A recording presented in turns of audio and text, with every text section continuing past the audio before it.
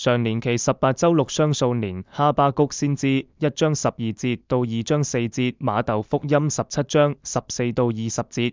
小德蘭福傳之友曾慶道神父讀經反省。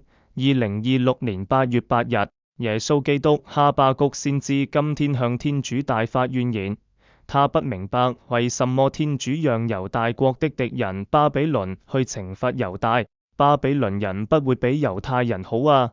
他像古代約伯一樣質問天主：當惡人勢比他較義的人時，你為什麼緘默？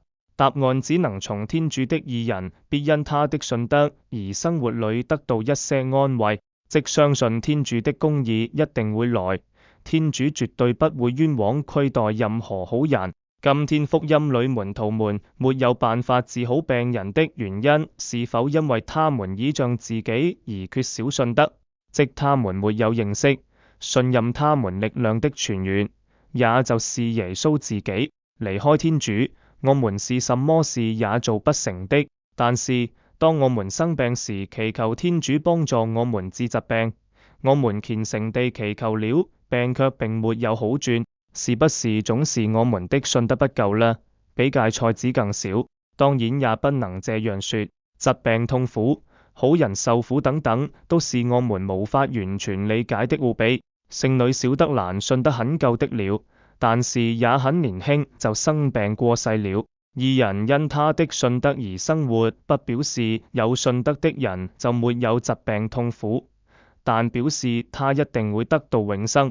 正如聖保祿說的，疾病也好，痛苦也好，甚至肉身的死亡也好，都不能使我們和天主的愛隔絕。天國永生就是和天主在愛中永遠結合，那時甚至肉身也要復活享永生。聖依納爵在他的神操的開始就告訴我們，唯一我們不能夠平心的是我們靈魂的得救，其他我們都可以平心。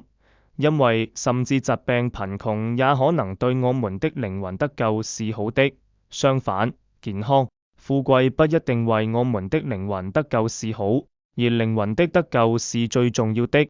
我能像聖奧斯定一樣用信德說，將過去交付給天主的寬仁，將現在交付給天主的慈愛，將未來交付給天主的全能安排。讓我們共勉。今天是8月8日8爸爸節。